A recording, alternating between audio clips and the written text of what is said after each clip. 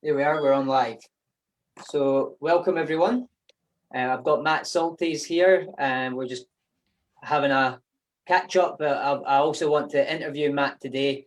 We're good friends and we go quite way back on becoming friends. We did an original podcast on Ben's Business Podcast with Matt before, and a lot of the focus was around property and investing, and me and Matt have been kind of watching each other, seeing what we've been up to, and I'm quite inspired by Matt's moves, so I wanted to bring him on the podcast and bring him to you as well. So Matt's the founder of Thrive Assets, and he's done over 500 million in raised in finance. And from what I understand, Matt can tell us more, but he's on a mission to kind of expand people's freedom through financial awareness.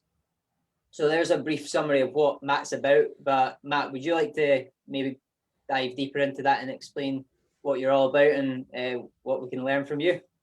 Thanks, Ben. It's good to be here. Always good to catch up with you, my friend. And I always enjoy connecting with like-minded entrepreneurs, and I think that's one thing that I've really shared with you ever since we first met at that event. It was an event in London. I think it was Expert Empires, like the first one with Nick James.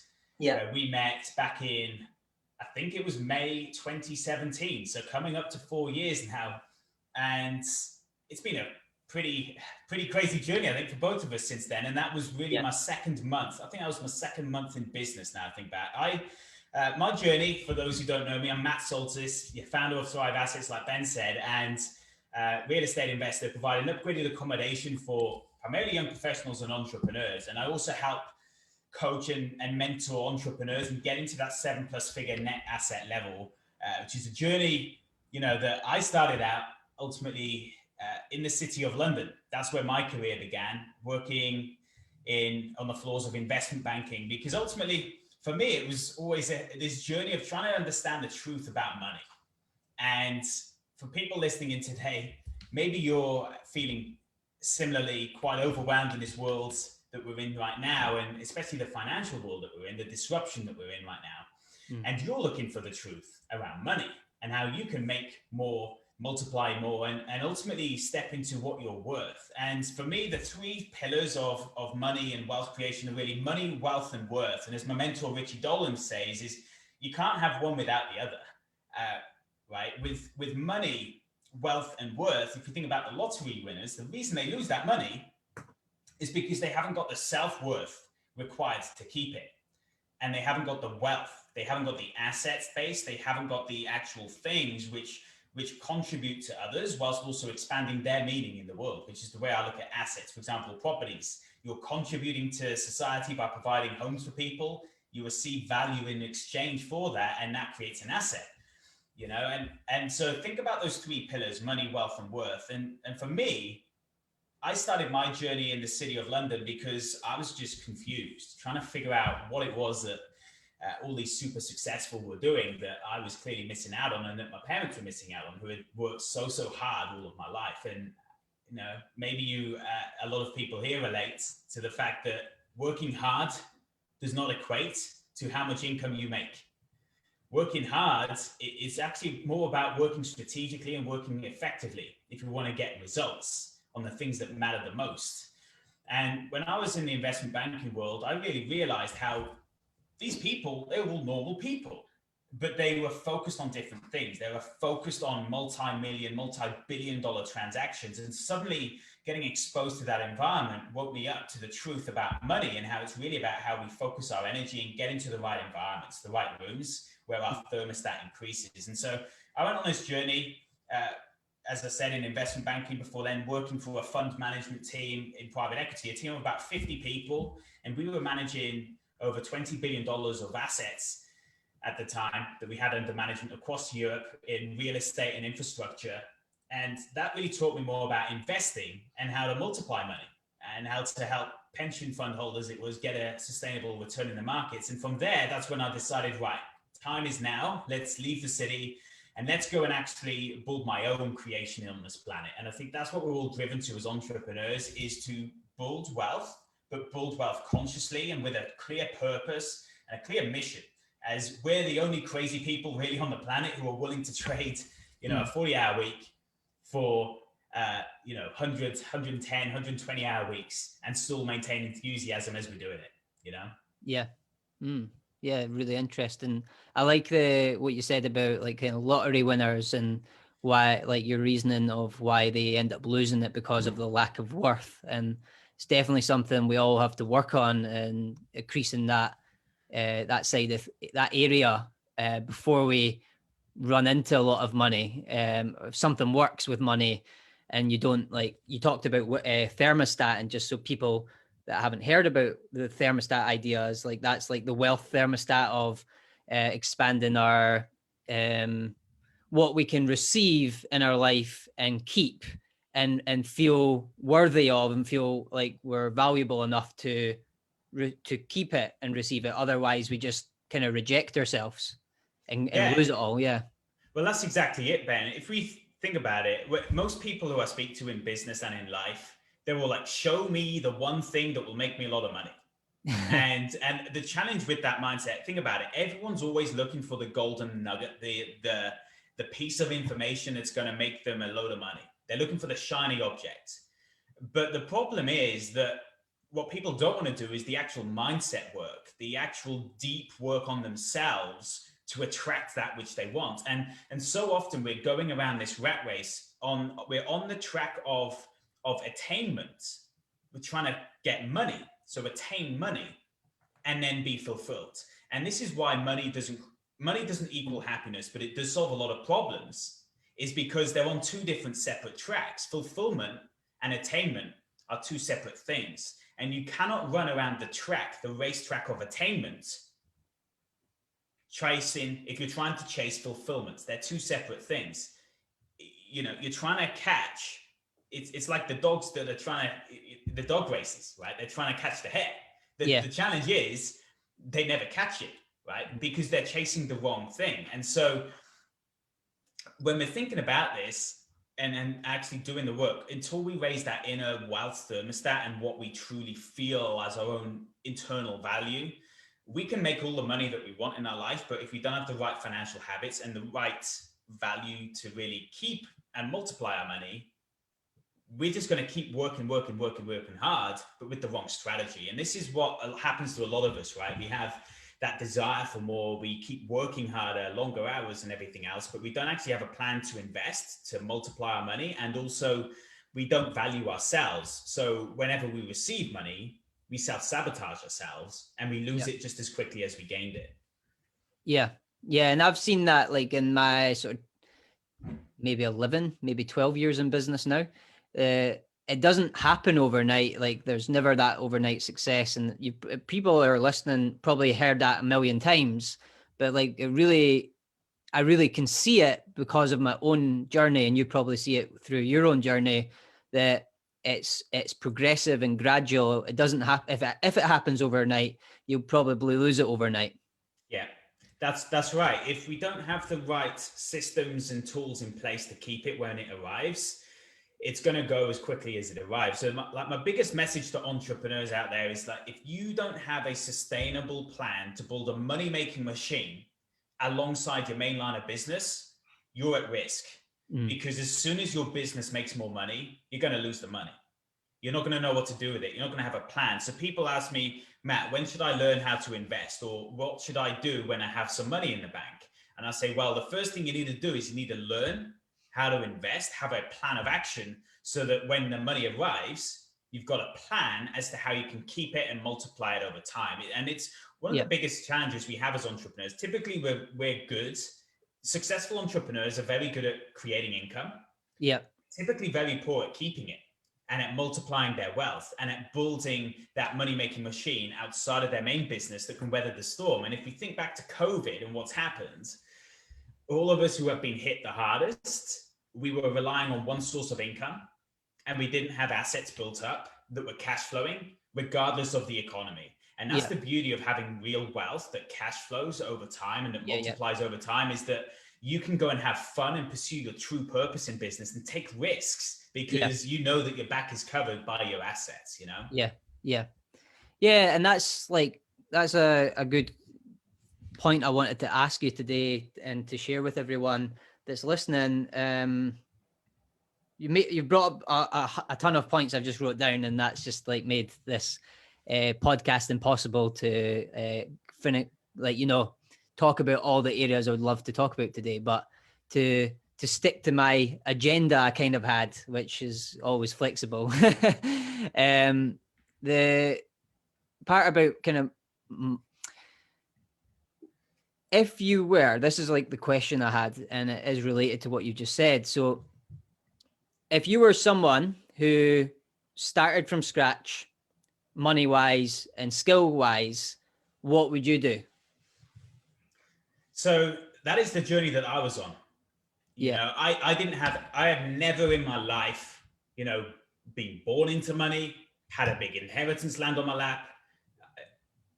Everything that I've created is, I don't really like the term self-made, because ultimately everything was collaboration for me. It was never all about myself. It was all about collaboration, the right people, the right environments. But, I started my journey out with nothing, so I get it. I've been there. And I started out, I remember in my teenage years, I was always trying to either figure out how to sell something, doing the side jobs, cleaning cars, or, I actually started having a job I would do the paper rounds in my teenage years. And I started a job at Starbucks when I was about 16, 17 years old. I think I was 17. And I remember my first day on that job, I was mopping the floors at Starbucks and my friends came in. In fact, first or second day, my friends came in and they were making fun of me because I was the one pouring the coffee and mopping the floors at Starbucks, and they were the ones sitting in there and having a chat, right? Yeah. And we say friends loosely, right? The term of people from school who pop into Starbucks, right? And but you've got to decide, what side of the equation do you want to be on? And that was a classic example of, there is no substitute for betting on yourself, your own work ethic, your commitment, no matter what, no matter how many people doubt you, no matter how many people make fun of you or criticize or ridicule you. If you're committed and you're willing to do the work on yourself, you can start out within your existing job. And that's where it began for me. I learned so many skills, for example, in that job: communication, people skills, being committed to actually doing the work and doing the grunt work that I didn't want to do. I didn't want to clean the bin rooms and mop the floors and all the rest of it, but I would do it, and it taught me a lot of skills that I think are very important as leaders today, is because most, the world is starving for conscious leadership and leaders who lead by example. And for me, it's always been a case of journeying from the ground up and having a strategy to learn. So for anyone who currently wants to start actually making some money and multiplying it and building wealth, you've got to think about, who are you hanging around with right now? That's the biggest thing that will hold you back. Yeah. Who are the 5 people that you're spending most time with? And I'm always got to do this, and I'm not perfect, by the way. I've got to always audit those 5 people, because most of the time we slip into drift and we just gradually end up going down the road of drift, rather than consciously taking control of the reins of our life and strategically positioning ourselves in environments where we can thrive. And I feel like when I look back to my 20s, that's what I was doing. I consistently thought, I'm going to increase the discomfort that I feel so that I learn new things and get into environments where I feel out of place. My first day on the investment banking floor, I remember how I felt so out of my depth. People were having conversations. They were throwing finance terms around. It's like a new language. Anyone who's been in finance, you know that finance is like a separate language. And a lot of it's there just to confuse unfortunately, the retail investor. But as far as I can make out, it's like learning a new language, though, from scratch. And so you've got to put yourself in an environment where you're going to raise your thermostat. Think about learning French. You can take all the French classes that you want on the planet. Do you know the best way to learn French is to actually go and live in France for a year, or go and live in Quebec, where I currently am, for a year, and learn from all the French speaking going on around you. And you'll get conditioned to that environment. So in the same way as we learn languages the best, and we learn habits the best, because we learn by osmosis of the people around us, if you want better financial habits, get into a better environment where you're around in a room of people that are thinking bigger than you. And that was the greatest thing I learned from the city, was suddenly there was me, Matt, the graduate, the broke student, in an environment where, oh, wow, we're dealing with multi-billion-dollar transactions where a few $100 million seemed a small deal. It genuinely seemed a small deal because you were used to all the billion-dollar transactions and you were like, I want to work on that one. I want to work, and work on the big deals. So the biggest thing is get into the environment, and then you need to figure out a plan to build wealth. You have to have that plan in place to build a diversified portfolio of cash flow and assets and not be overexposed in one thing. Most people are overexposed. They're either a real estate investor, they're a stock market investor, but there's very few people out there, apart from the super wealthy, that actually have a truly diversified portfolio that can get them through a crisis like we've just had. So putting yourself in the right positions around the right people who will help you grow and expand your mind and the possibilities, as well as not relying on one stream of income, and then obviously having that money put into investments that will bring you more money in. It's totally. Here's the circle that most people are running. Just to briefly add, is you create income, you pay taxes, then you incur expenses, and then you repeat. That is 95% plus of people on the planet today. You earn income, you pay tax. So you earn income, you pay taxes, you pay expenses, and then you have to repeat because you've got no money left. And that's why the fourth thing is critical, which is to invest and to live below your means and then invest the surplus. If you will just focus on creating income, living below your means, and investing the surplus, you'll become financially free. It's a case of when, and it's a case of, do you have the right investment strategy? That is it. It is as simple as that. It's that intentional focus. But most people simply don't have the discipline, because as soon as we get more money in the bank, what do? More earned income. We like to go and use that for our lifestyle, and that's the big trap that we fall into. It's like almost like a law of nature, that the more we earn, the more we spend, like as human nature. But like you're saying, I've realized, and you've clearly realized this, that we can change our human behavior. Like, we don't have to go with our default human behavior. We can be more aware of our habits or behaviors, and we can actually change our habits. If we change our habits, we change our whole identity. Yeah, that's exactly it. And we will never outperform our identity, which goes back to the worth piece. We will never outgrow our level of self-identity. So if we're not receiving more money, it's because our identity is not set yet. Because when our identity is set, we won't tolerate having such a low value in the marketplace anymore. We'll change that, and we'll do whatever it takes to actually earn more, create more, add more value ultimately. And then go back to our new identity.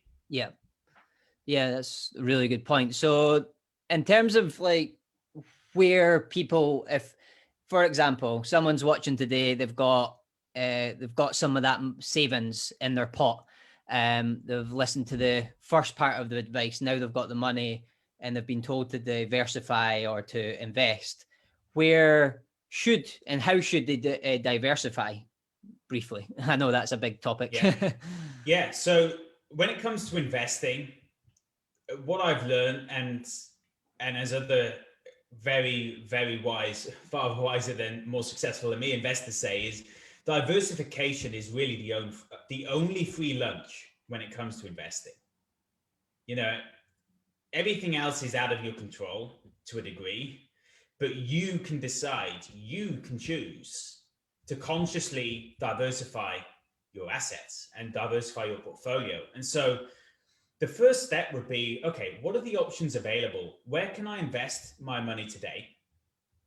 Would be the first step I'd take. And so you've got different types of assets and different types of currencies. So you have got, for example, stocks, bonds, mutual funds and ETFs are derivatives of stocks effectively, right? And other things, depending on what they're in a basket with. You've got real estate, but and you've got gold, you've got silver and precious metals.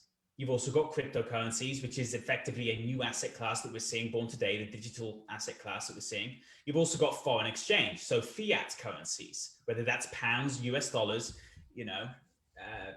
yen, whatever, euros, whatever your currency is. you've got baskets of different things. And so the key thing today is just to be aware of what is available. You've also got businesses, right? And the best business to bet on is your own business always. But outside of that, you want to think about how you can diversify your assets. So the overarching goal should be, how can we really double down on our first source of income, our primary source of income? Because this is where the wrong advice goes. The challenge is, everyone's like, I want multiple streams of income. And so people start multiple different businesses doing different things which don't complement one another. And the challenge with that is the time. It's the time and the energy and the loss of focus that we have. And we've all been in that situation as entrepreneurs where we create, we're visionaries, who want to do multiple things. But with multiple streams of income, you really want to be looking at assets where your time is not tied to the amount of income that's coming in. You want to look at assets where it's passive income. And passive income effectively means you are not exchanging your time for that money. And people argue passive income is not possible, all the rest of it. That's not true, right? That is not true. Look back to the 70s and 80s when interest rates were at 10 to 14%. You could put your money in a bank, do nothing, and have 10 to 14% of income, right? That's the fact. You didn't have to work for that money. It was a lot easier to become financially free back then if you were just holding fiat and you were just a saver. The problem we have today is we're now in a new environment. So the first step would be look at the different options and baskets available of assets. The second thing, though, would be, okay, what is the timing of the market today? What's the big picture of the planet? And here's the reality. Reality is we've printed more money in the last 12 months than we did for the previous 12 years. We have printed more money in the last 12 months now in America, and it's the same in other countries around the world, the UK, Eurozone, Central European Bank. Right? We've printed more money than we did in the previous 12 years. So what's happening? We're going through a huge period of inflation, whereby if you're a saver and you're holding money in the bank, you are losing purchasing power by the day, in a dramatic fashion. Because think about it, if you double the supply, you've effectively halved the value of that thing, but the thing isn't even tied to anything. So no one really knows what the value is. And it's very hard to measure with a moving measuring stick, which is fiat currency. And so the challenge we've got is you can't measure things in fiat today because the fiat changes day by day as we print more money. So just a reminder for anyone listening about fiat is like pounds, dollars, etc. Yeah, exactly. So pounds, dollars, our currency that's not tied to anything intrinsically. We effectively, in 1971, President Nixon took the US dollar off the gold standard. Initially, it was said, oh, it's only going to be temporary, and then we're going back on. We never went back onto the gold standard since then. Yeah. And so since the 70s, we've been living off this world of fiat currencies, whereby the value has been based on our trust in the system and our trust in our governments and our trust in the central banks. There's no gold. You can't go and redeem your paper notes for a fixed amount of gold. It changes every day according to the price of gold, because it's not, the two aren't correlated anymore. They're not tied together. It's not backed by anything. So with this paper money that we have, we're losing more and more purchasing power by the day. You want to create as much of this paper as you can from a big picture concept, and then get that paper and put it into real things. Yeah. Right. Real assets such as gold, silver, Bitcoin, real estate, the right stocks, the right businesses and everything else, but also understand the dangers of the current valuations in the stock market and other micro asset classes. So that's the process I go through. Is number one, look at the different types of assets available on the planet today and get a full suite. And you need to go shallow initially on all of them to understand them and to know how you can buy Bitcoin, for example, how you can buy stocks, how you can actually invest in bonds and real estate and different things. And then from there, you want to look at the big picture of the planet, what's going on today. We're being very much incentivized to get our money out of the banks and into assets because more money is being printed than ever before, and we're losing purchasing power. And then thirdly, it's going into the micro, knowing what the timing of the market is in each of those respective asset classes. For example, with Bitcoin, we've seen parabolic price moves since March last year, which again, I put big buying signals out back in February, March to my community, because ultimately what I saw was more money was going to have to be printed. Right. And hey, it's played out to the script. And Bitcoin had just crashed because everyone was scared of every asset. back then. When COVID began, people were scared of everything. And you've got a finite supply here of Bitcoin and a parabolic demand with all these people getting worried that their purchasing power is going down. Everyone's buying one of the 21 million Bitcoin on the planet, for example, or a fraction of a Bitcoin. And there's only 21 million Bitcoin ever to be produced. And so that's an example of knowing the micro of an asset class. Same as stocks, understanding how they're heavily right now overvalued versus their price to earnings multiples and things like that. So that's how I would look to really start building the diversification. Right. Yeah. So what you're saying is there's all the categories you've just mentioned, like the bonds, the stocks, the property, real estate, the gold, the silver, digital assets, building your own business, etc., etc. They're the categories. It's good to know what they are, but then once you know what they are, you need to dive deeper, and each of them go very deep. So there's a lot of depth to them, but here's the thing: is you can decide how deep you want to go. So the biggest objection I have from entrepreneurs is they're like, I'd love to invest, but it's going to take me too much time. It's going to distract me from my main business. I haven't got the time to be a full-time, investor or trader. But, trading is different to investing. With investing, actually, about 5% of the work is admin and 95% of the work is simply waiting. Yeah. So it is a very asymmetrical risk-reward payoff when you learn how to invest and you get the basics right and you build a diversified portfolio. And for example, you can go and invest in funds that also have diversification bedded into them and not have to do all the deep work on stock picking or all the deep work on cryptocurrency picking. And I just say, just get a piece of Bitcoin, for example, if you're looking to get involved in the crypto space. Don't look at the other assets yet. You don't even need to, because Bitcoin's the main player and the bellwether of the space. The same with other asset classes is you can take them as seriously or as shallow as you wish, but the risk reward payoff. Here's an example, right? I mean, I made more money last year investing than I made from all my businesses. Right. That's from any revenue coming. And most people though were so focused on their business that they're putting all their energy and time and focus on their business and not investing. And actually they could be a lot more strategic and, create a lot more wealth by learning how to multiply their money. Yeah. Yeah, it's like you said at the beginning, I picked up on as well, is just like work smarter, not harder.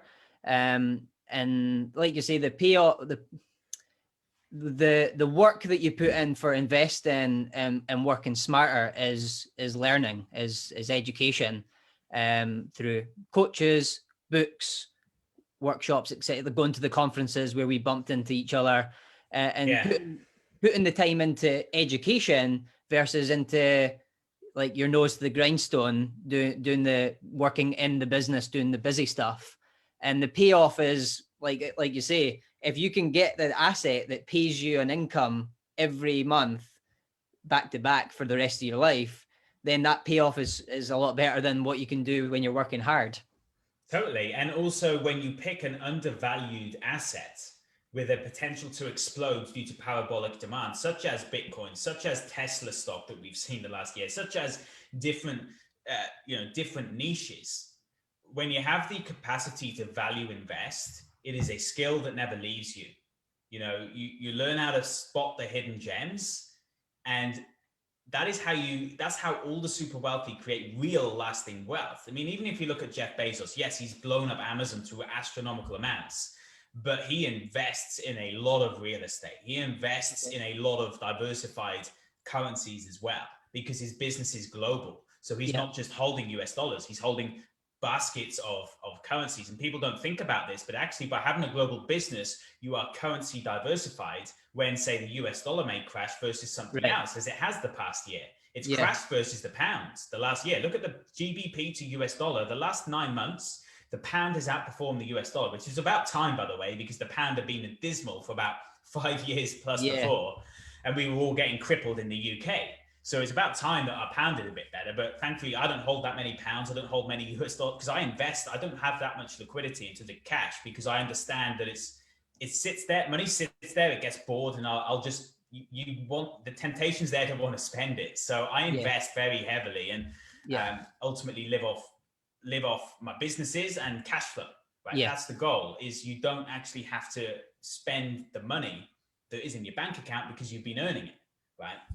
Yeah. Like it's the rats are eating it if it's sitting in the bank as well as and you want to get rid of it. That's If you have one way to savings, you say want to it. get rid of it. Yeah. Exactly, yeah. I mean, I'd be interested in your thoughts, Ben, as to what your approach is as well towards investing, because I know you're someone who's obviously. How do you approach investing? Do you ever feel overwhelmed as an entrepreneur about Yeah. financial, I suppose, financially managing your life alongside all the work and the energy that has to go into the business? Yeah, of course. Again, like my approach is the more I educate myself on the topic, the more confident I feel. So I'm not Yeah, gambling my money because exactly.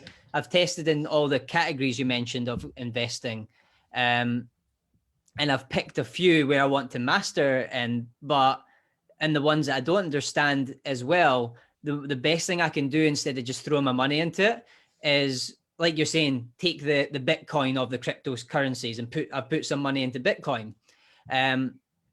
But I'm not putting all my wealth into Bitcoin because I don't know enough about it. I don't know enough about cryptocurrency yet to put all my wealth into it or all my eggs in one basket. So I totally agree about diversification. But what the approach I take, I would say, is the more I learn about it, the more confident I become and the less of a gambler I become. So this is a brilliant share, Ben, because this is so relevant for all entrepreneurs out there, right? When we learn more about investing, it massively accelerates our path to financial freedom. And here's why. When it comes to financial freedom, let's break it down very simply. It is effectively when we have cash flow coming in from our assets that exceeds our earned income needs or our expenses every month. So when we have cash flow, passive income off assets that exceeds our monthly expenses, we're financially free. We no longer have to exchange time for money because we don't need earned income. We have enough passive income. And so that's the goal for everyone, is you want to think about what is that figure for you. So for example, say you decided that you needed £10,000 per month coming in, and that would cover your family's, cover you and your dependents' expenses every month. What you then know is that you need £120,000 per year coming in off your assets. Okay, great. And then what happens is you want to figure out your cash on cash return. So if you were looking at the average investor, for example, investing in the stock market, you're looking at around 6 to 7% return a year, right? With the average diversified portfolio in the stock market over the past 50 years. But we're going through very changing times, and I believe that's going to be disrupted. But if we look at the last 50 years and what's happened before the potential impending crash, and who knows what's going to happen, right? But it could happen. And I'd argue the stock market's already crashing, but we can go into that. If we look at the diversified portfolio, 6 to 7% return, think about investing on that basis. If you needed 120 grand at 6% return a year, you would need £2 million in capital, because £2 million at 6% per year will pay you £10,000 per month. Yeah. Right. Doing the maths, because 6% of 2 million, 6% of 2 million will give you £120,000. So your goal as a business owner then becomes, I need to create income and invest £2 million. Do you see what I mean? And then I'll have financial freedom. And that sets your financial freedom goal, the capital that you require. But here's the key to supercharge your wealth and to supercharge your path to financial freedom, is if you become a better investor, and like you say, Ben, you skill up, you learn more, you become more confident, you become more courageous, you no longer need to go for 6%, you're going for 12% plus. And when you go for 12%, you only need £1 million now. You have halved the amount of capital that you need for financial freedom, where you can no longer have to work again. And this is what we're not taught in school, because you're effectively here simulating your retirement account. When the pension system's really struggling right now, you want to create your own retirement plan, even if you don't want to retire. I don't want to retire because I'll always have something I want to do. Yeah. I have a purpose to chase, right? And I know you're the same, Ben, right? That's how we resonate, is we're very purpose driven. But that's as simple as we can get, is think about how much cash do you need invested at what rate of return to receive your financial freedom figure? Yeah. And what's the shortest path to getting there? Because look, if you can live on 60 grand a year, you only need 500,000 saved up, right? At 12% a year, and you've got 60 grand a year coming in. Yeah. So there becomes your income goal, the original income goal, to put that into investment to then have the passive income that comes in every month that allows you your freedom. Yeah. Exactly. And I think if we have that, that's as simple as it is. It is as simple as, right, there's my path. Now I need to have a forced accelerated wealth plan where every single month I'm putting away a piece of that 500,000 or a piece of that 1 million or 2 million or whatever your number is. And then in the meantime, as you upgrade your level of, I suppose, financial awareness and ability to invest, you can compress time dramatically to transform your life. And before you know it, you've overshot your target by a significant amount. And that's what I say to people is just simplify it down to the maths, the very basic maths like that, and build out your own path. Yeah. You know? Yeah, and that reminds me of sales and the sort of law of averages, or your sort of sales ratio. So like if you start off in sales, you get 1 out of 10, and then when you skill up, you make 5 out of 10. And then you eventually get so good that you can get up to a higher ratio of sales for 10 calls. Exactly. And it's, you can apply that same principle to investing. Like you can work, save the money, invest it, or you can work a wee bit, like not less, but work not as hard, then be smart with your investing and like you're saying, skill up, and then you can increase that percentage of what you actually earn back from your investment. So it's getting that balance, which I've always found it's a tricky one to get.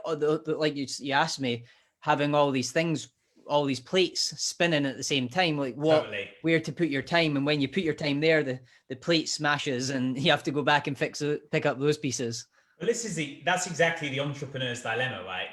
Where do we focus our time in this very moment? And I think, for me, one of my biggest goals is to help accelerate the path for entrepreneurs, right? And I mean, for example, look, Bitcoin the last year had 280% return or something by the close of the year. Yeah. Right. And so that's how you suddenly explode your journey without needing to go for the 6 to 12% a year. Yeah. Is when you suddenly have something that outperforms like that. Or Tesla, similar story. Yeah. Tesla exploded last year. And the EV scene, if you look back the last 2 to 3 years, even more so. So when you have those outliers, those big wins, that's when suddenly the paths compress to your financial freedom a massive amount. And there's a huge opportunity in this current environment.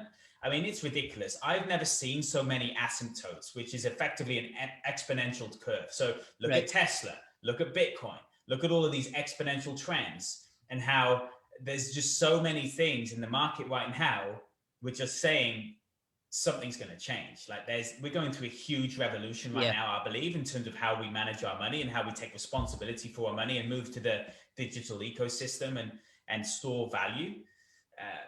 So we've got to really make sure that we're on the winning trade, that we have a foot in the game. Yeah. And like you said, Ben, very sensibly, it's not about going all in. It's about getting our feet wet.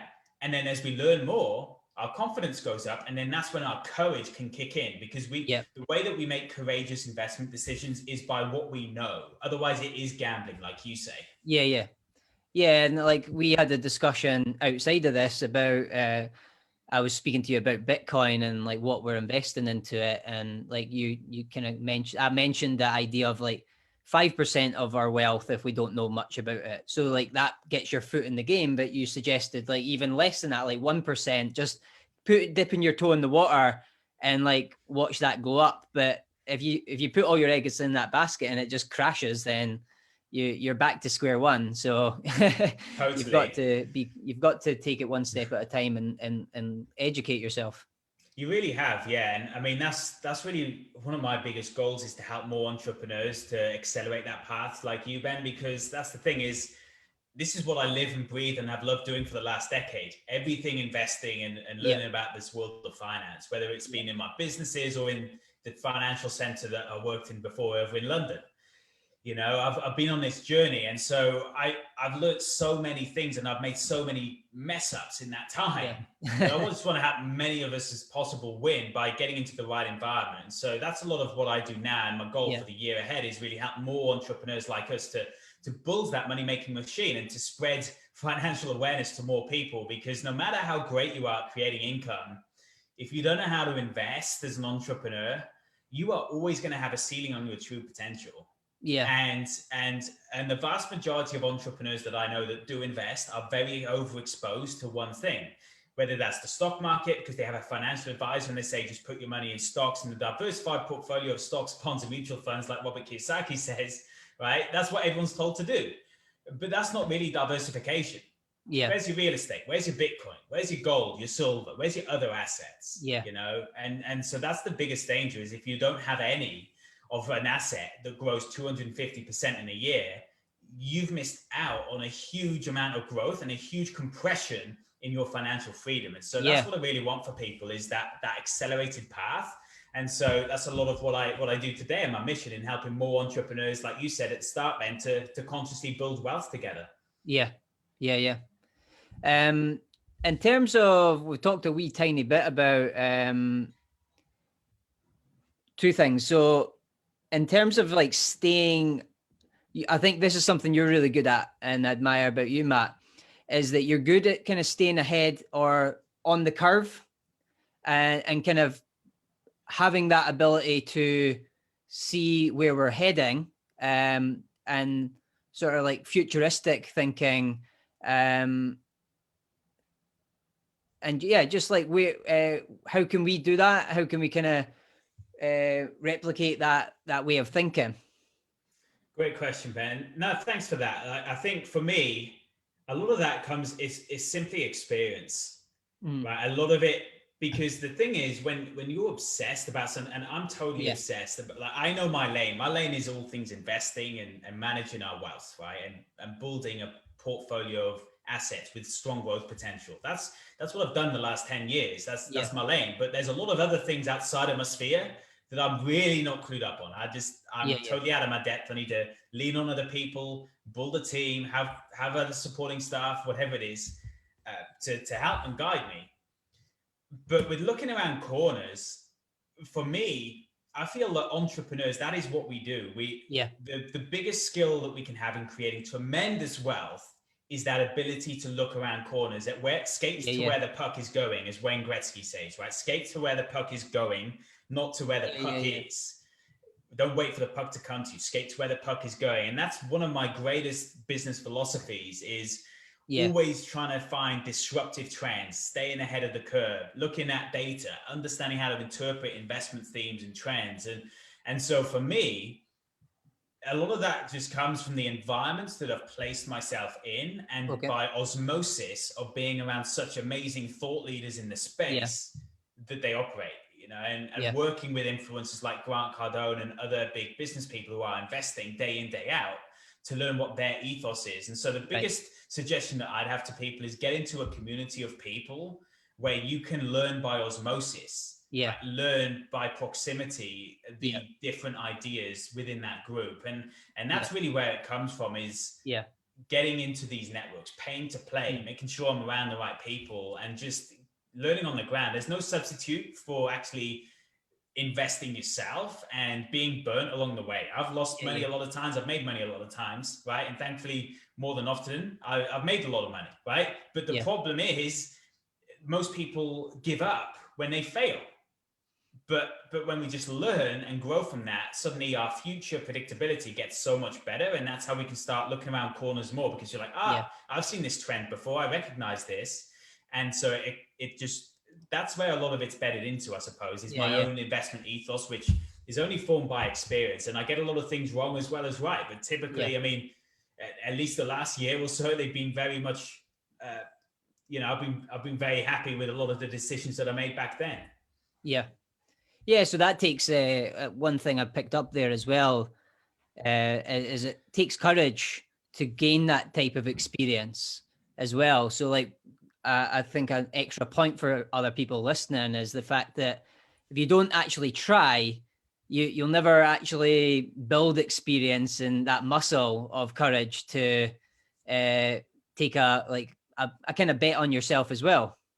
Yeah, that's exactly it. And I mean, I got, when I was working in private equity for the fund in the city, my primary role was to be in the origination team. So all we were doing all of the time, day in, day out, was I was assessing investment opportunities for their Right. merits and for their faults. That is all I was doing day in, day out. And so a lot of it just comes from experience of Okay. knowing how to assess opportunities, different trends, and things like that. And so there's no substitute for real hard experience, like you're saying, Ben. It really is about just investing ourselves and learning about it from the ground up, doing our own due diligence. You cannot substitute your own due diligence. This is one of the biggest fallacies in the financial space, that you can think that you can delegate financial responsibility for your life to a financial advisor is complete lunacy.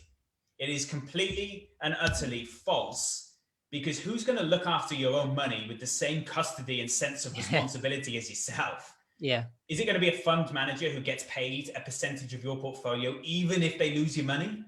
Or is it going to be you who only wins if you win? Yeah. Right? Yeah. So that's one of the biggest things that I stand for, is really taking full ownership for our financial situation and for building our wealth, and not blaming financial advisors or other people who may get it wrong. But that's our fault. It rests with us because we delegated our money. And it's like the saying that Dan Kennedy says, who I know you like, Ben, as well, in the marketing space, right? Dan Kennedy says, never delegate two things in your life. Number one, never delegate your marketing. But number two, never delegate your wallet. And I stand by those all of the time, Yeah, that's a good one. It's like what you just said there is the same. Like no one, I always say the same in the health aspect as well. Like a health coach, like a nutritionist, and even the knowledge that you get from the internet and books, is no one will look after your health just the same way as yourself. Like if you get cancer, it's ultimately like we can't blame that on ourselves, but you can avoid that actually happening, needing to treat it by eating a bit healthier in your earlier stages of your life or throughout your life, by just being more aware about what you're eating, and like you're saying, taking the bull by the horn yourself with your health, wealth, and all areas of your life. Absolutely, Ben. Yeah. And that's what I admire about you a lot, right? Is you're helping people raise their awareness in so many ways and bring that conscious thought to our life, and I just think it's so important not to drift. One of my biggest frustrations even today is when you're walking down. I used to remember walking to work, walking to the city. You would cross London Bridge in the morning and you would just see absolute waves of people in suits and ties. Yeah. Just with their faces completely void of emotion. Yeah. They're almost walking in a coma.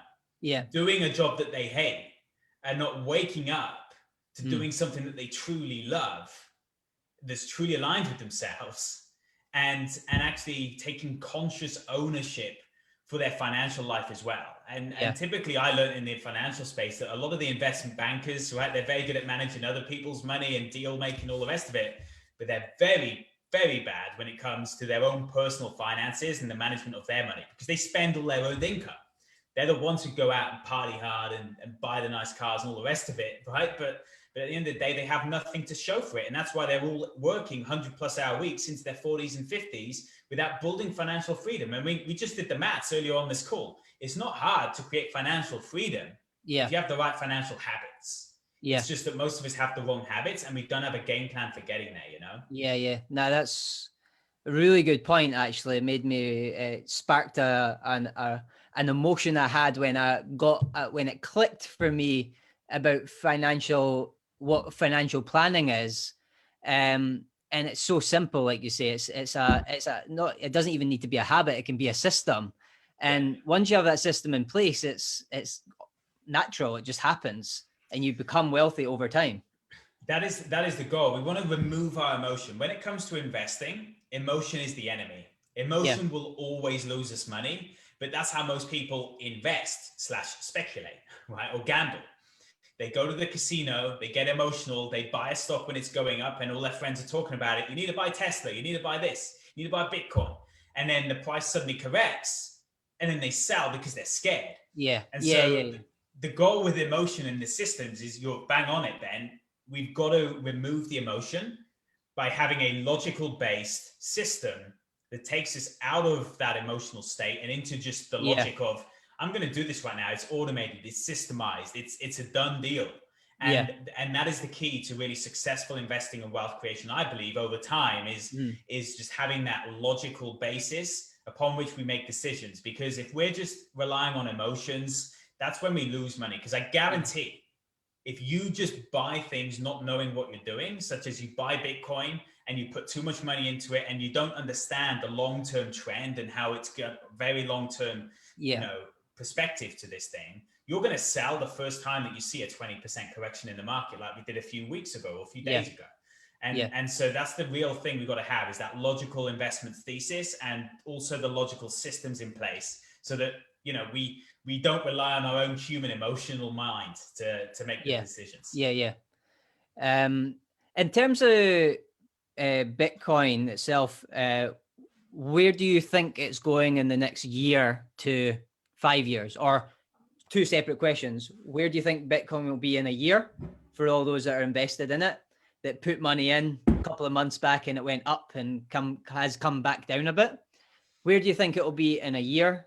And where do you think it will be in 5 years? I know that's it could be a bold statement to answer that, but what do you think? Well, you went there, you asked me, so let's deal with it.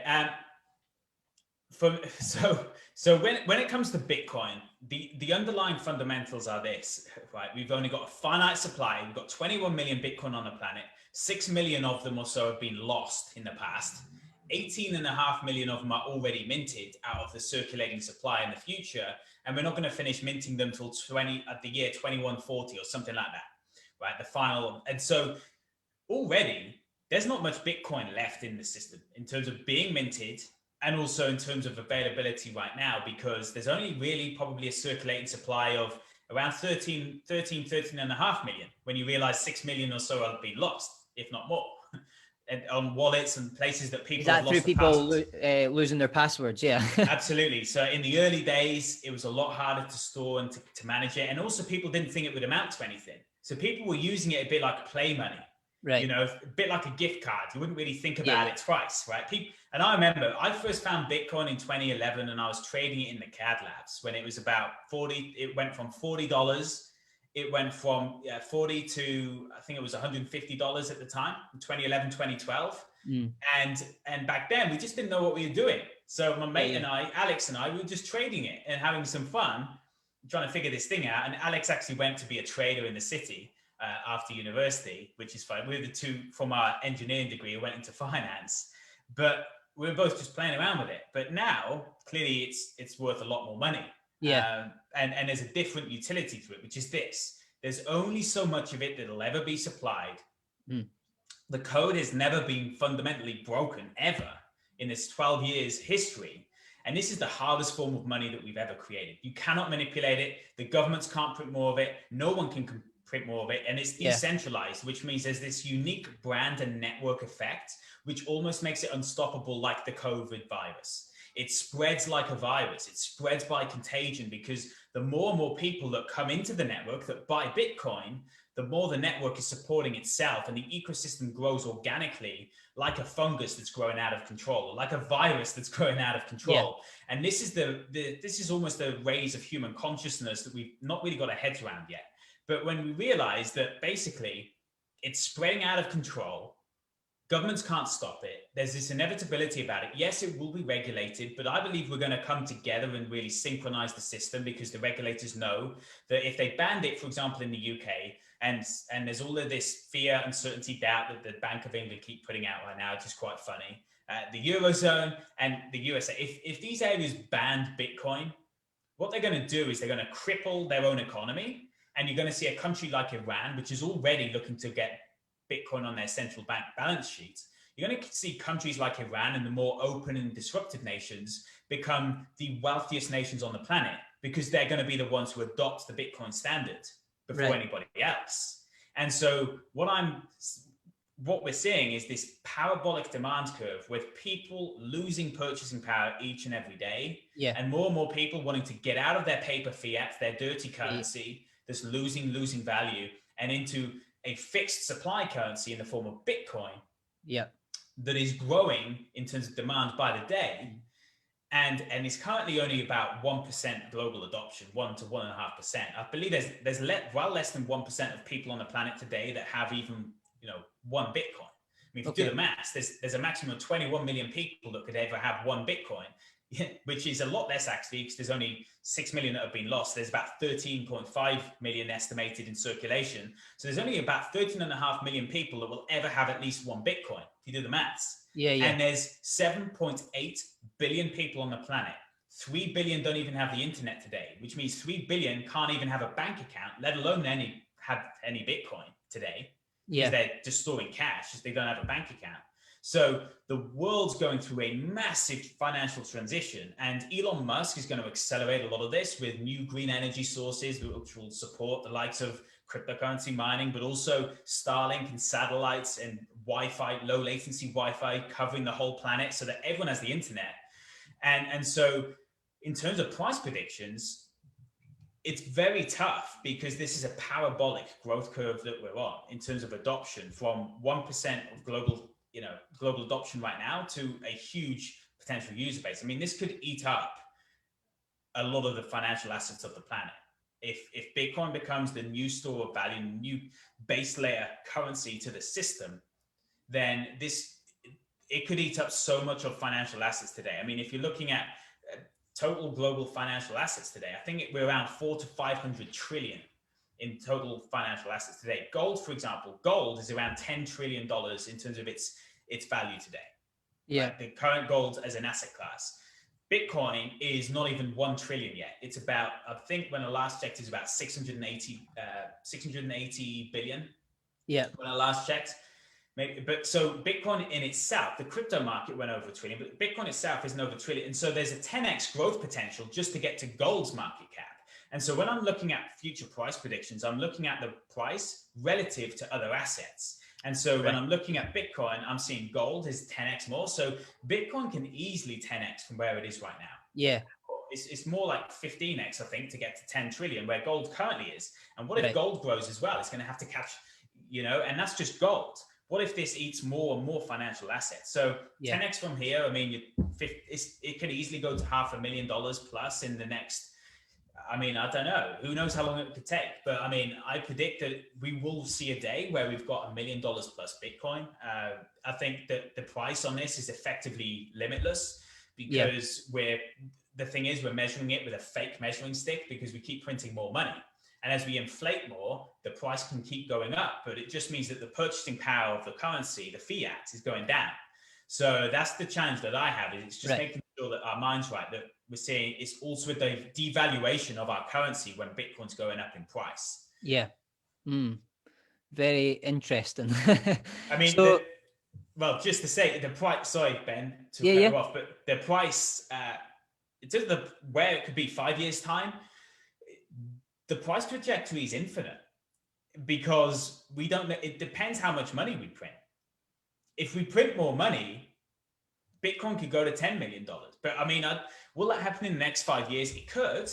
It certainly could because it's an exponential curve. And I understand how our human brains really struggle to understand exponential trends. We really struggle to understand just how rapidly it can change. So as an example, if you were this is an analogy to think about. If you were sitting in a football stadium, sitting in Wembley Stadium, and you had a droplet of water dropping every single second, but doubling every single time. So the water supply doubles every single second for 1 hour.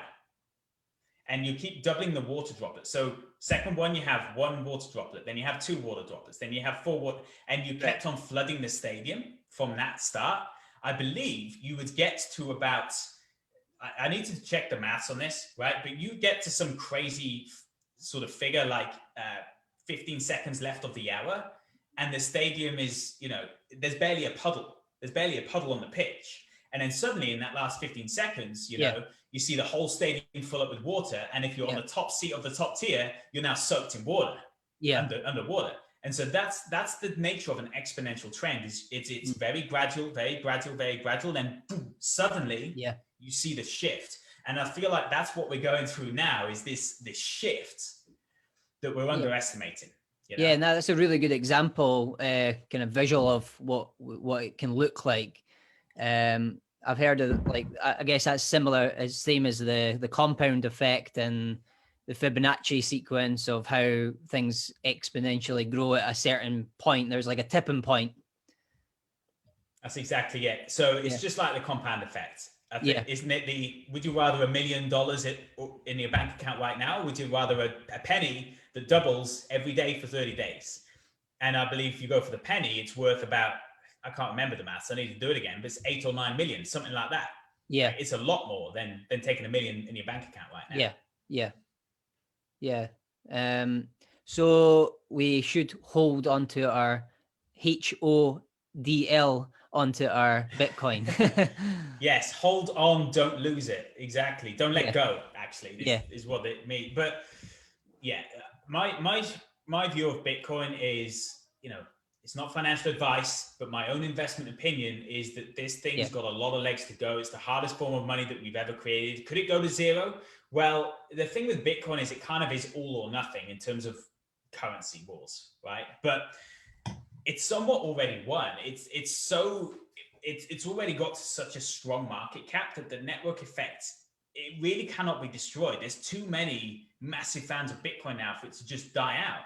Right? That's the challenge that we have, is like, it can't exactly die easily when it's gone to this certain level of growth and the network that's supporting it today, and price and market cap. So for me, I'll just say to people, like, yes, it's one of the assets you need to have. If you don't have any Bitcoin today, the first thing you should do is this. You should go sign up, join a safe exchange, the right exchanges, and go and allocate 1% of your assets towards Bitcoin, whether you buy it in one hit, or if that's a fair amount of money, you would buy it gradually. You would buy it gradually and dollar cost average in, so that you protect yourself against the market. But that's what everyone should logically do today. If you have no Bitcoin, you have to go get some.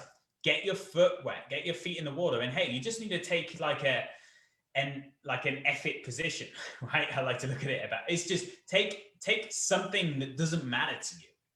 Yes. Just a small position where if it went to zero, you don't care. But then you've got a foot in the game, you start learning about it more, and you'll become more confident to no doubt increase that portfolio allocation if you want to over time. Yeah. I just thought of a really weird analogy. It's like, I'm not sure if you want to say this, but it's kind of like, take your toe, throw it onto that gravy train, and see what happens. And you can survive without that toe. It's true. Exactly. Like, worst case scenario. I mean, this is what I don't get. People are like, Bitcoin's too risky, I can't own that. And I'm like, no, you have the wrong strategy. Because no one can argue this. If you have a 1% of an asset that has the potential to explode over time, Bitcoin on average the last 10 years, on average, it's had annualized returns. If you average every year for the last 10 years, it's been averaged at 250%. That means it will more than double every single year on average. So if you had just bought $1,000 in Bitcoin back in 2010 or 2011 even, do you know what that would be worth today? Just $1,000 back in 2010, 2011, and you just sat on it and held it. Do you know how much that would be worth today? How much? It'd be, if it was 2010, it would be hundreds of millions. Yeah. What, hundreds of millions just by $1,000. $1,000 in 2010.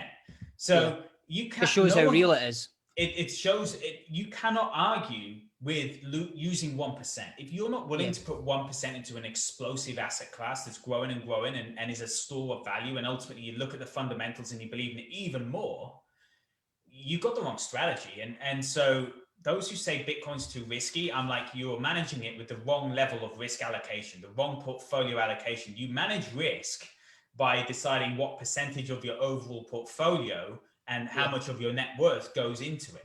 Yeah. You know? Yeah. So like, if you, and then simplified example. I'm just trying to think how I thought before I got into all of this. And if you had, for example, £50,000, you could put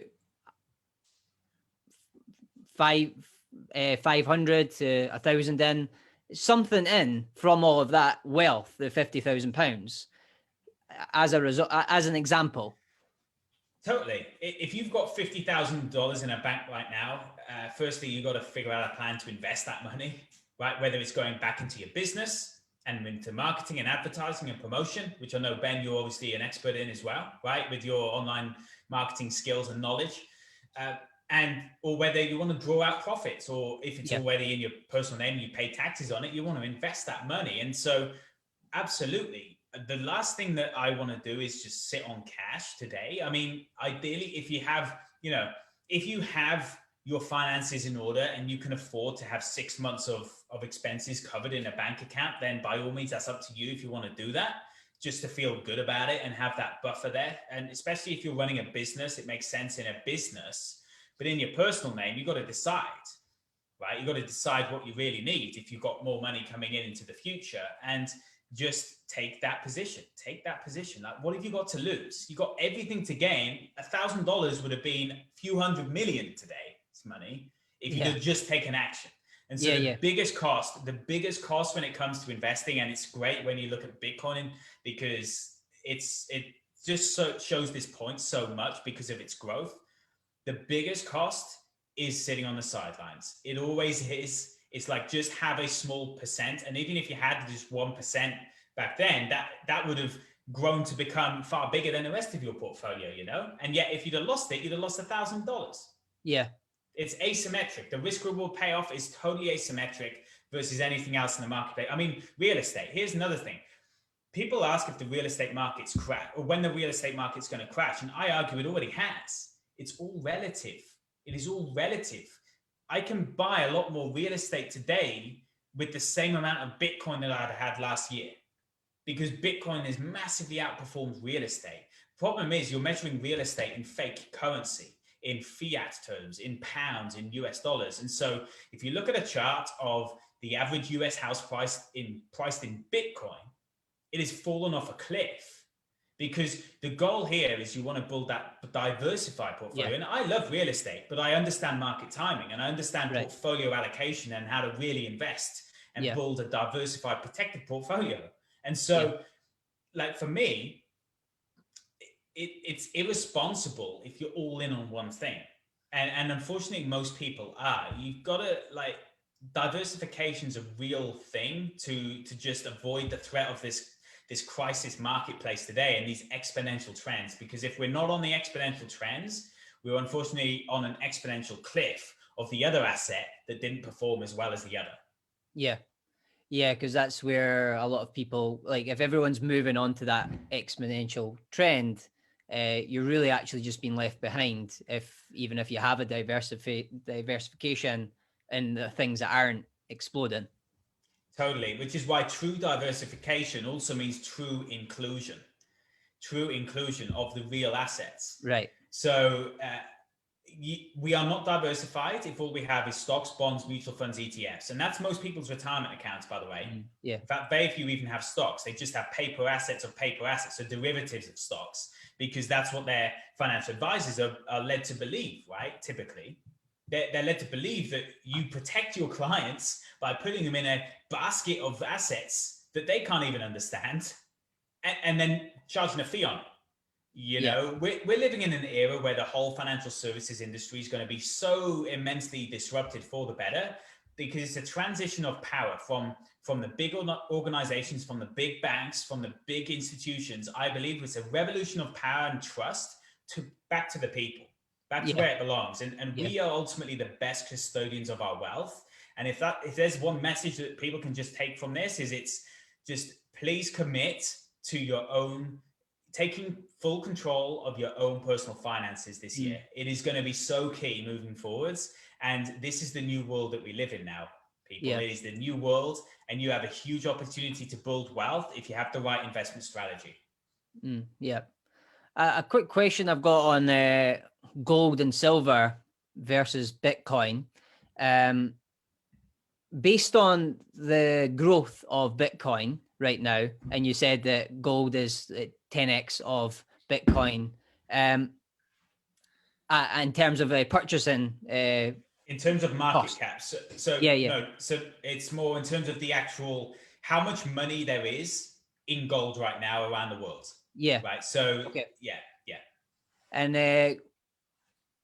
if, for example, I'll ask you what you would do with money right now, or what you are doing with money right now, in terms of if you had extra to put into gold versus Bitcoin, where would you put your money? Yeah. I'm the challenge is that it's very personal in terms of different, not for me, but for as in everyone has a different preferred strategy. Yeah. So I can't impose my own core values or my own beliefs or my own investment ethos onto other people. Yeah. So there's a different way. I suppose if I was managing an external fund right now, there'd be a different way to managing other people's money and a different risk profile to managing my own money. Yeah, I understand. Yeah. Right. So because I still believe I'm relatively young. I'm willing to take a decent amount of risk. And so I'm very bullish on the explosive asset classes that I believe are out there, and picking unique industries and areas of business for disruption, but also reinvesting in my business, because there's no better bet than yourself as an entrepreneur in your own business. Yeah. So for me, it's a balance, right? You got to weigh up what stage of growth you're at in your business right now. Do you have cash reserves to reinvest in marketing, advertising, promotions, or whatever it is? And at the same time, we as an individual have to figure out what's our preferred allocation towards Bitcoin and cryptocurrency, gold, silver, real estate. But my overarching perspective right now is I want to put my money into areas with explosive growth potential in the coming years, whilst also holding real estate and other assets.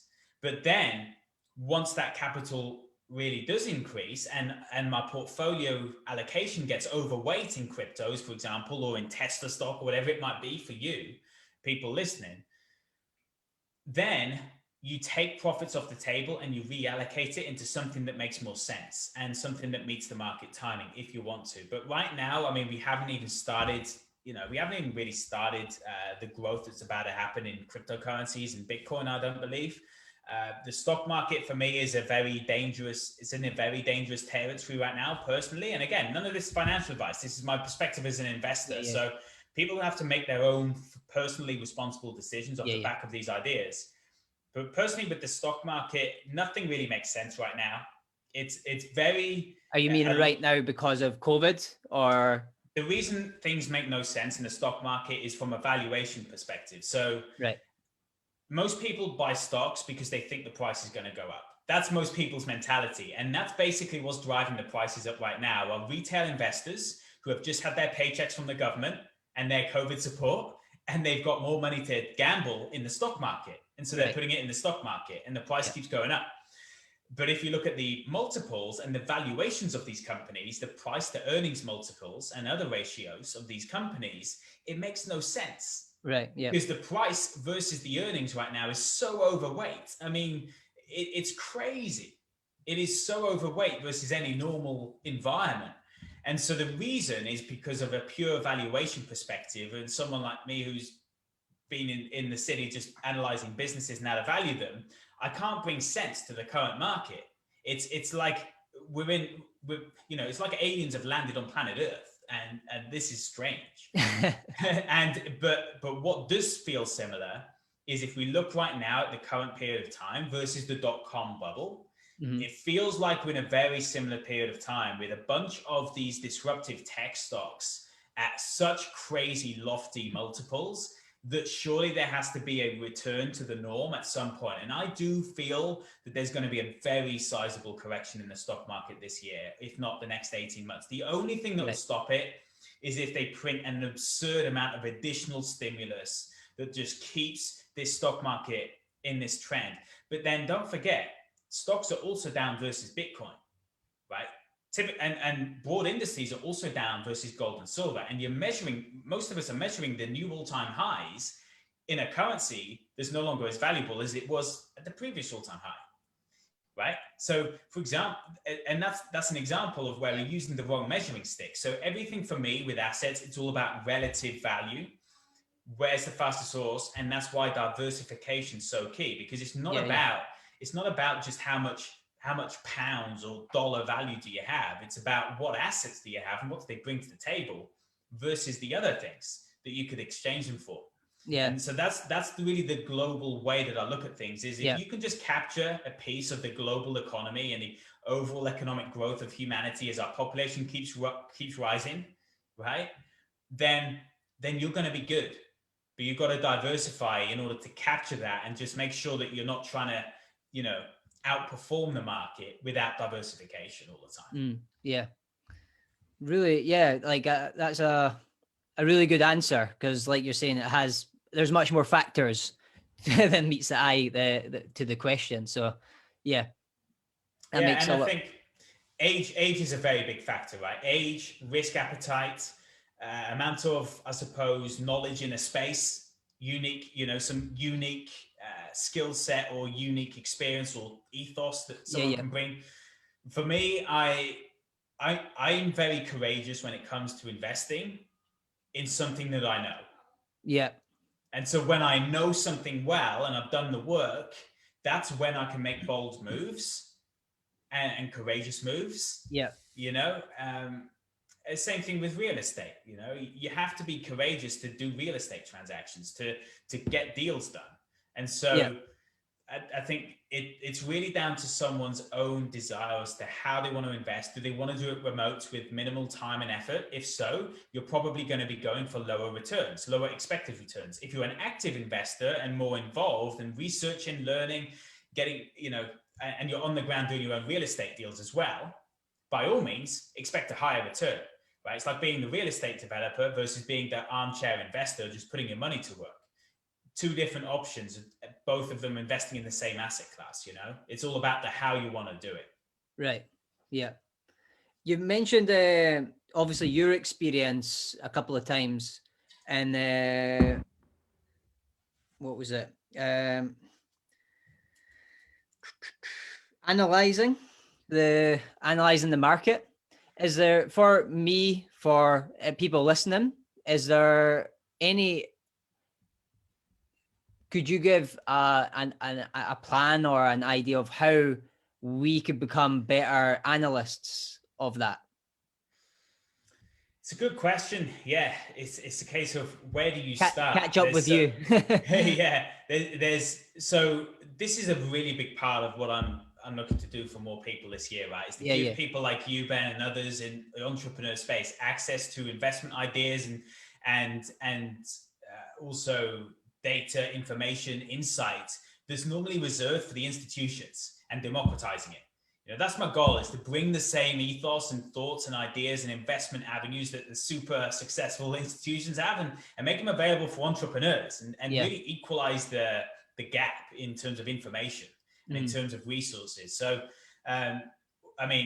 there's a lot that you can look at.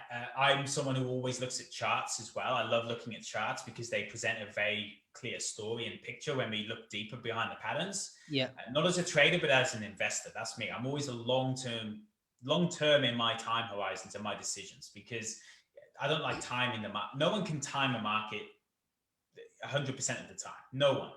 Trading is all a probability game. And also, for me, it's not the lifestyle that I desire as real estate for me, and being an active developer of quality accommodation. That's something that's very purposeful for me as well. Right. So in terms of the things you can look at, I do actually run masterclasses on this. I did one before. I know I spoke to you previously, Ben. I did one before Christmas, and I dive a lot deeper because there's so much we can look at. And so that's a full 3-hour session, including presentation normally, when I bring slides and ideas and data to the table and charts. But I think the best way is to start looking at how other people look at charts.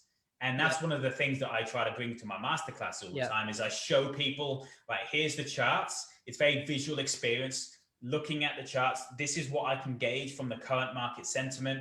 This is what it's looking like right now, and those kind of analyses. And then secondly, looking at ratios. Investopedia is a great place to start. Investopedia, Yeah, so yeah.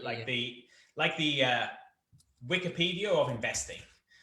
That was one of my greatest tools when I was working in finance. We were always on there just looking up new ratios and terms and things. And so Yeah. on there, you can get a bunch of useful ratios because everything's about multiples. When it comes to a back of the envelope calculation of valuations and looking as a value investor like I was in the city and like I do now, it was all about what's the multiple on this business? How is this valuing? For example, the EV to EBITDA, the enterprise value to the earnings before interest, tax, depreciation, and amortization, the EBITDA. So there's all these multiples versus earnings. So basically you're looking at how much earnings a business comes in before interest, taxes, depreciation, and amortization. And the goal there is you're getting a like for like, apples to apples comparison of different businesses, regardless of their funding, regardless of their debt, and so you're looking at the vanilla earning potential of different businesses, and then you look at, okay, well, how much is this earnings being valued with, say, Zoom versus Tesla versus these other stuff versus American Airlines, right? Yeah. And so you basically want to have a comparable basis to do ratios upon, and that's what I'd suggest to people is go down the avenue of learning about EV to EBITDA multiples, price to earnings multiples, how to calculate earnings per share, things like that.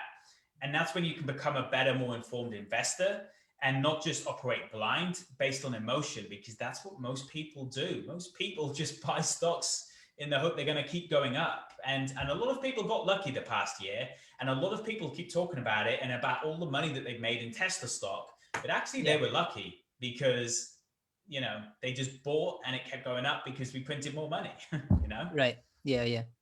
Okay. Well, thanks for your time, Matt. I really appreciate all your insightful answers. And in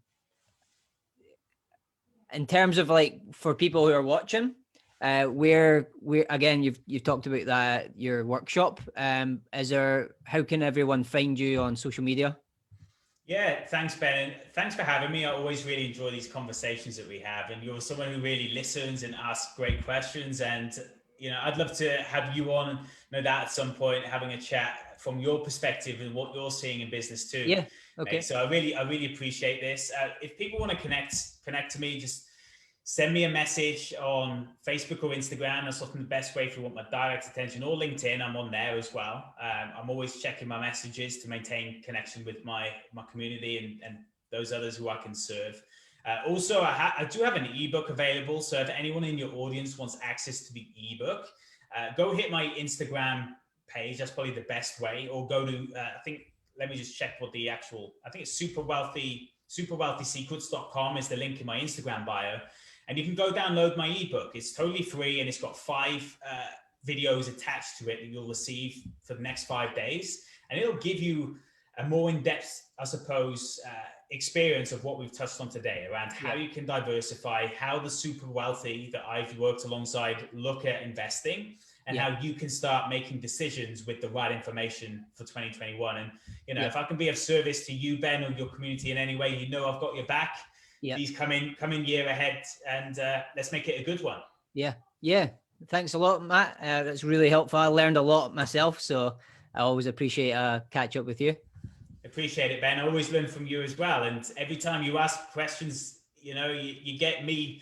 You make sure that I'm learning as well. Right? You never stop learning in this space. And I think whether you're the one asking questions or answering the questions, you're always learning on both sides of the table. So I appreciate you, Ben, and thanks for all that you do, mate, and all the support you continue to show me.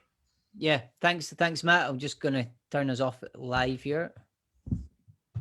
Thanks, everyone.